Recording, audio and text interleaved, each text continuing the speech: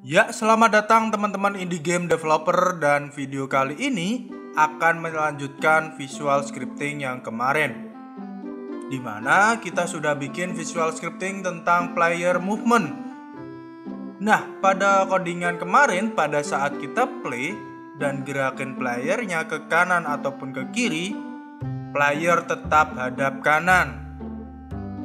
Nah, padahal yang diinginkan adalah ketika ke kiri ya hadapnya ke kiri, bukan hadap ke kanan. Begitu juga dengan sebaliknya. Jadi, di player lalu inspektor, pada bagian transform ada yang namanya scale. Dan nilai dari setiap kolomnya itu 1. Oke, coba teman-teman rubah yang nilai X pada scale dari 1 ke -1. Dan player pun menghadap ke kiri. Inilah indikator penentu yang kita inginkan, yaitu nilai dari transform scale X pada player. Oke, langsung aja di samping kanan buat unit get graph variable movement, lalu unit comparison, unit select, dan 2 unit float literal bernilai -1 dan 1. Dan langsung kita hubungkan seperti ini.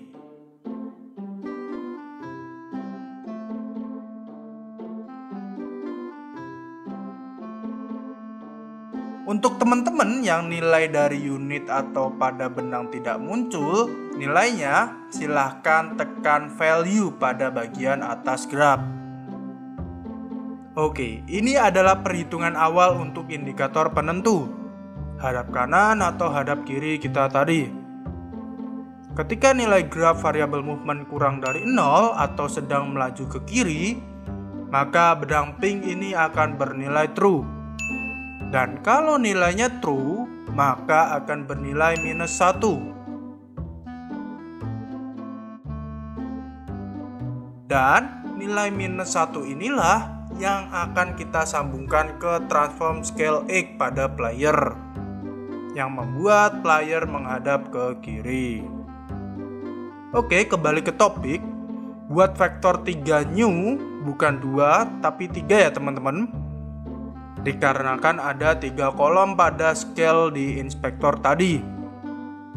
Terus buat transform set local scale, hubungkan nilai select ke vektor 3 new, lalu hubungkan ke transform set local scale seperti ini. Oke, kita lihat kembali di inspektor player bagian transform scale. Kolom Y dan Z tetap 1, maka vektor 3 new bagian Y dan Z juga kita isi nilai 1. Kalau misalnya biarkan kita 0, player tersebut bakalan hilang atau error seperti ini. Lalu kita coba untuk sambungan ke update dan kita play, dan akhirnya player kita bisa menghadap sesuai pergerakan. Tetapi pada saat player berhenti setelah menghadap ke kiri, malah menghadap ke kanan. Nah, saya nggak mau nih yang kayak gini. Maunya setelah ke kiri dan berhenti, player harusnya menghadapnya ke kiri dong, dan bukan ke kanan.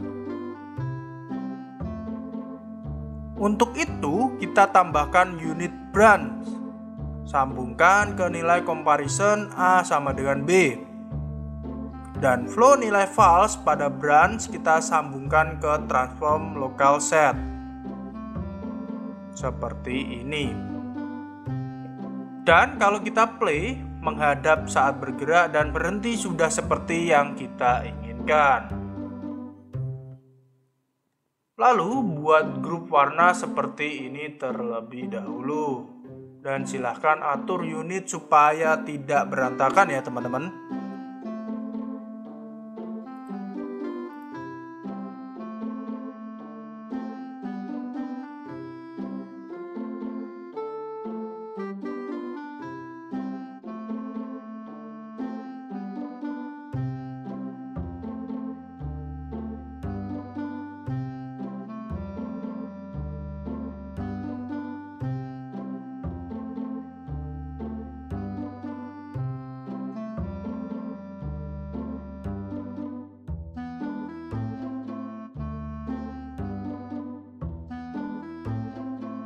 Oke, saya akan menjelaskan alur unit visual scripting yang kita buat tadi.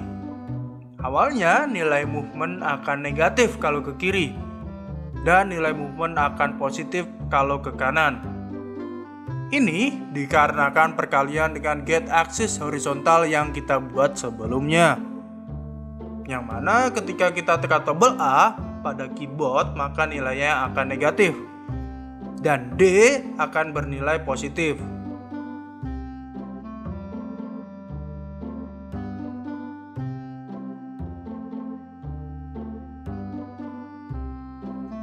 Nilai movement didapatkan akan dihitung apakah nilainya lebih kecil dari B.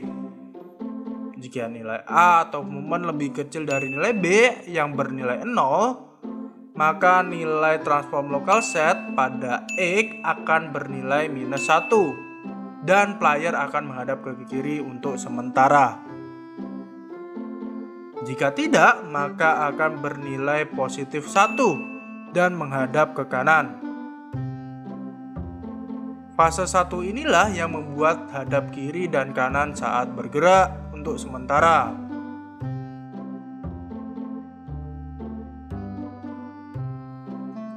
Untuk fase 2 di mana kita menambahkan branch, itu bertujuan untuk menentukan hadap kanan atau hadap kiri saat player diam.